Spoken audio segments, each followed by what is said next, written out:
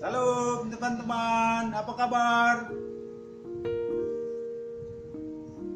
Salam sehat dari kami sekeluarga. Pada kesempatan ini, saya perkenalkan kembali diri saya. Saya Barisman Saragi, dan ini adalah istri yang sangat saya cintai. Istri yang membuat saya boleh sehat sampai sekarang. Istri yang sangat memotivasi saya. Izinkan kami untuk memperkenalkan istri saya. Nama istri saya Rosida Boru Sinaga. Boru daripada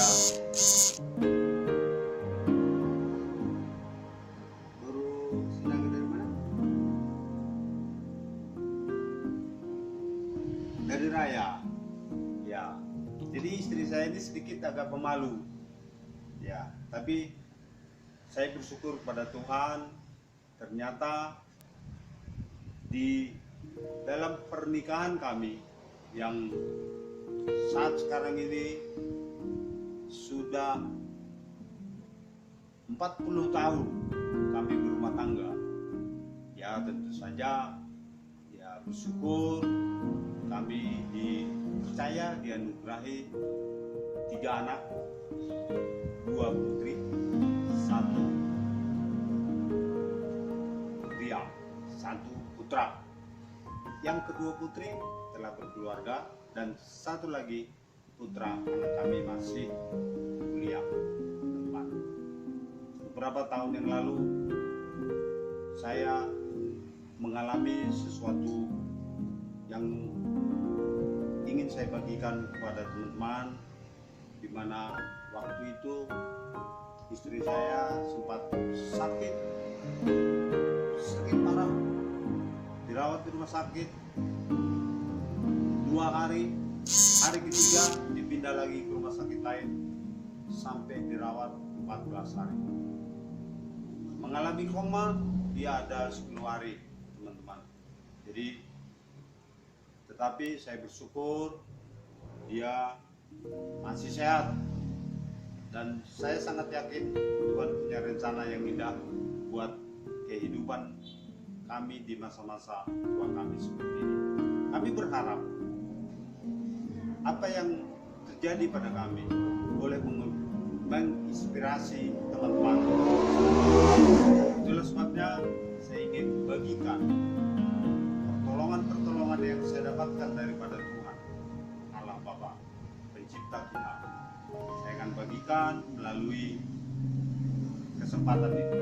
Oleh sebab itu pada teman-teman, supaya tetap ingat dan menonton di channel kami, Barisman Saragi Channel.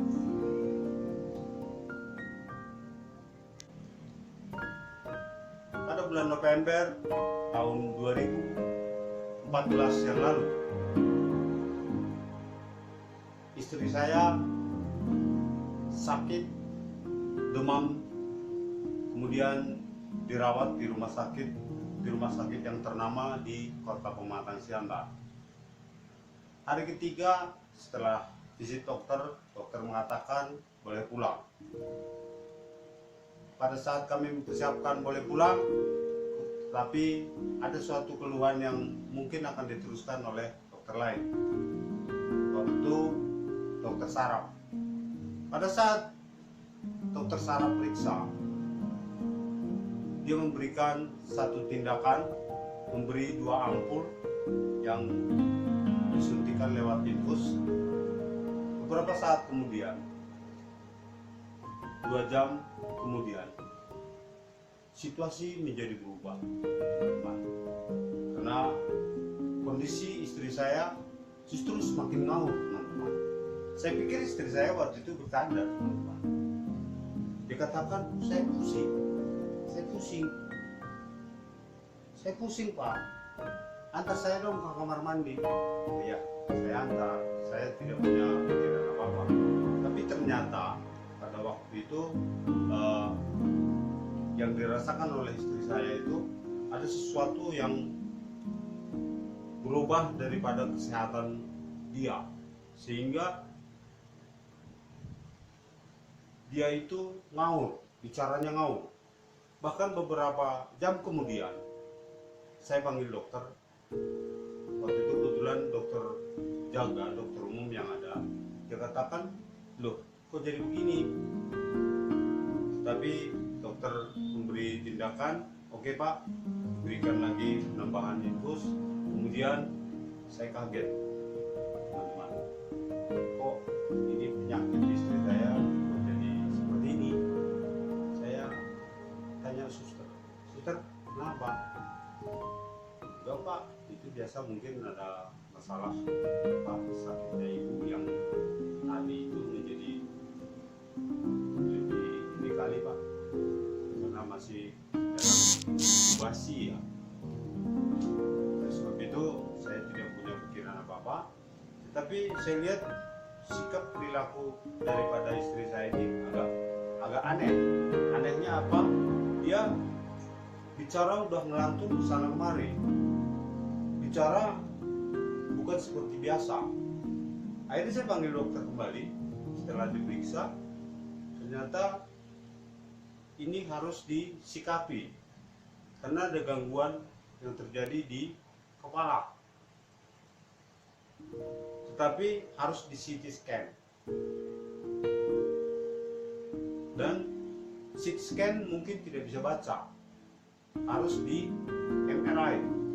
Sementara dari medis mengatakan di rumah sakit tempat dia menginap dirawat itu tidak mempunyai alat MRI, sehingga disarankan untuk pindah di kota lain, yaitu di kota yang paling terdekat adalah kota Medan, kurang lebih sekitar 120 kilo dari tempat dia dirawat,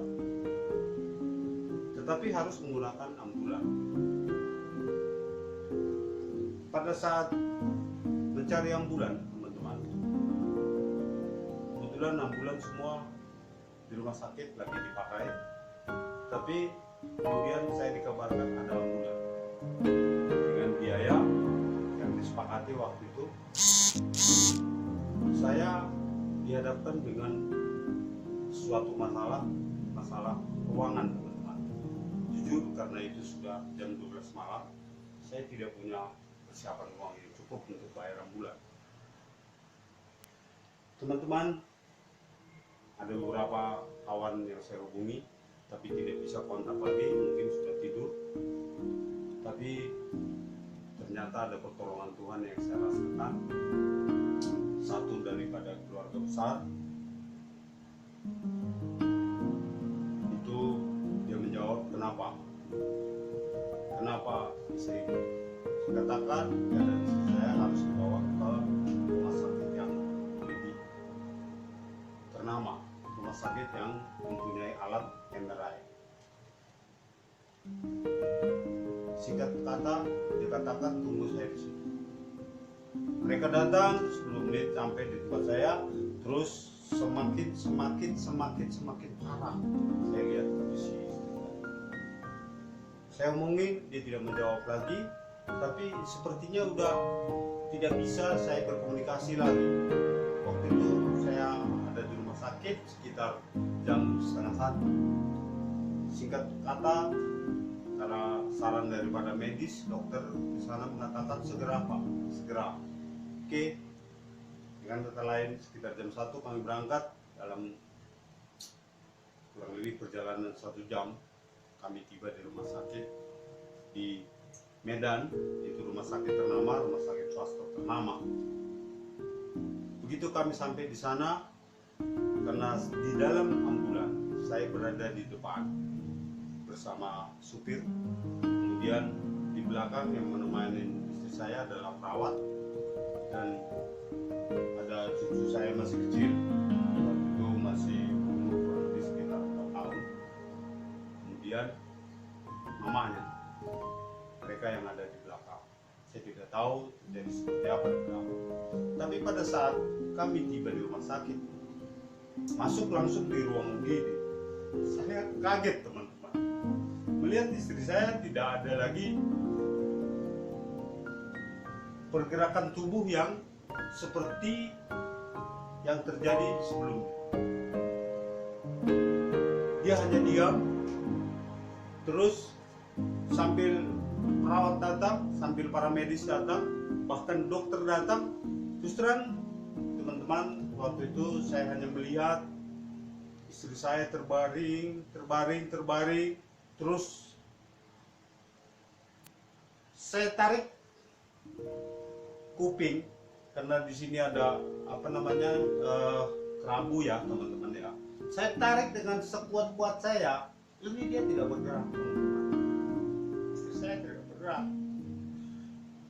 Dengkul saya rasanya udah bergetar teman-teman. Saya merasa saya tidak lagi menginjak lantai. Ada beberapa suster yang aneh saya lihat pakaian putih, kemudian dokter datang langsung saya rangkul itu dokter. Lama saya rangkul dokter, selamatkan istri saya dokter. Selamatkan istri saya dokter. Bapak tenang, kata dokter. Bapak disuruh tenang. Dokter, istri saya nggak apa-apa kan dokter? Sambil perawat bantu, ada yang membantu pernapasan, ada yang membantu menyiapkan oksigen dan lain sebagainya mereka lakukan. Tapi saya angkat istri saya dari ini, tetap tidak ada respon teman-teman. Saya hanya berdoa teman-teman, asrah Tuhan, tolong saya Tuhan, tolong saya Tuhan. Saya tidak mau kalau kali ini saya harus berpisah dengan istri saya.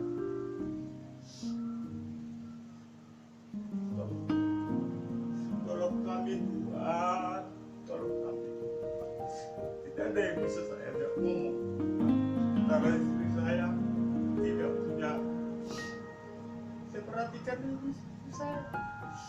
Mama, kamu jangan pergi, Mama, jangan pergi. Mama, kamu jangan pergi. Teman-teman, saya bingung teman-teman, mana saya harus bicara. Sementara para medis saya lihat sibuk dengan keadaan yang penting, ada segala macam upaya yang mereka lakukan, ada yang pompa jantung segala macam. Saya lihat teman-teman, saya pegang tangan istri saya, masih ada tanda-tanda kehidupan. Tidak ada yang mustahil buat engkau Tuhan. Tidak ada yang mustahil buat engkau Tuhan. Saya hanya berdoa memohon pada Tuhan. Tuhan, tidak ada yang mustahil buat engkau. Istri saya masih sakit, pasti bisa sembuh. Saya yakin engkau akan menolong kami. Engkau akan menolong istri saya.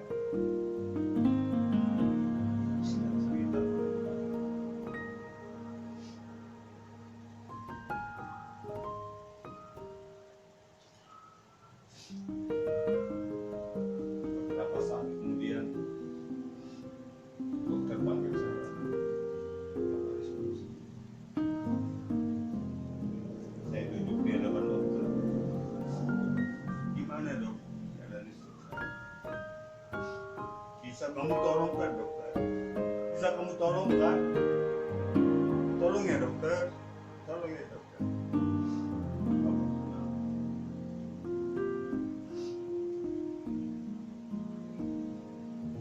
Masih ada mujizat.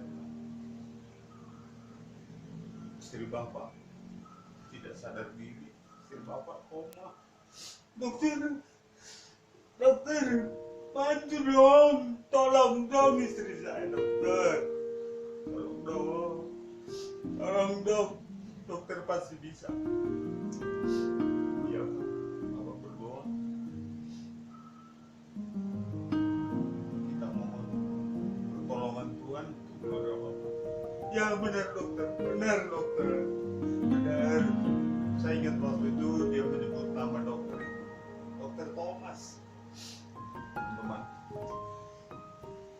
terima kasih kepada Dokter Thomas.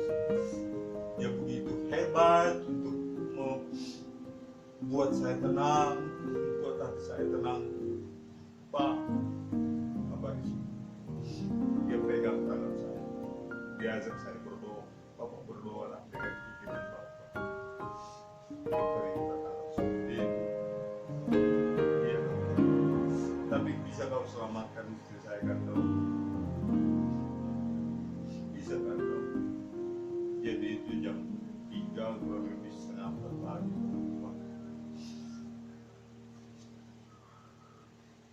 Beberapa saat kemudian dokternya bilang ke saya, Bapak Risma, kasus seperti ibu ini pasti ada pertolongan.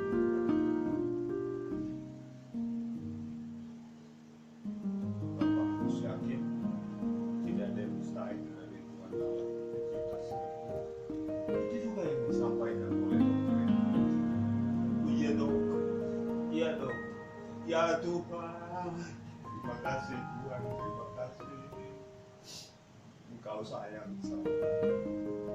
Beri saya kesempatan Tuhan, beri saya kesempatan untuk bersama-sama dengan istri kasih saya ini. Beri saya kesempatan. Itu doa saya kepada Tuhan. Tidak lama kemudian teman-teman, sekitar jam 7 pagi saya dipanggil lagi. Rupanya di tempat UGD itu terbatas, hanya bisa beberapa jam, kemudian harus dipindah ke ruangan, dipindah ke ruang ICU. Dokternya panggil saya, ini ibu dalam kondisi koma, tetap harus kita rawat di ruang khusus, di ruang intensif. Ya dok, silakan dok, silakan. Ya, Bapak selesaikan administrasi. Setelah selesaikan administrasi, istri saya dibawa ke ruang intensif ICU. Dia dirawat di sana 10 hari dalam kondisi koma. Saya menunggu di luar jauh, tidak pernah bisa saya lihat. Satu hari saya hanya bisa berkunjung 10 menit. Besoknya saya berkunjung 10 menit, tapi saya lihat istri saya belum sadar. Saya hanya berdoa berharap Tuhan akan menunjukkan kuasanya. Tuhan akan memberikan kuasanya. Saya akan menikmati mujizat daripada Tuhan. Saya berdoa teman-teman. Saya berdoa. Jangan Tuhan biarkan kami dipermalukan. Jangan Tuhan biarkan saya berpisah dengan istri saya. Saya belum siap Tuhan. Tolong dengarkan doa permohonan saya ini. Tuhan, itulah peristiwa yang terjadi. Hampir berselang istri saya dirawat 10 hari di rumah sakit itu. Tentu tidak pada kesempatan ini, tentu saya tidak bisa ceritakan semua. Untuk kesempatan lain saya akan teruskan bagaimana istri saya bisa lepas daripada koma yang dialami sekian hari tadi, teman-teman. Terima kasih. Perlu saya sampaikan, istri saya dari sejak 2014 tetap saya rawat dengan setia, saya rawat dengan baik, sehingga akhirnya istri saya juga sehat seperti apa yang teman-teman lihat pada waktu channel ini kita mulai. Terima kasih teman-teman, kita akan berjumpa di channel berikutnya, di kesempatan berikutnya. Salam, dah.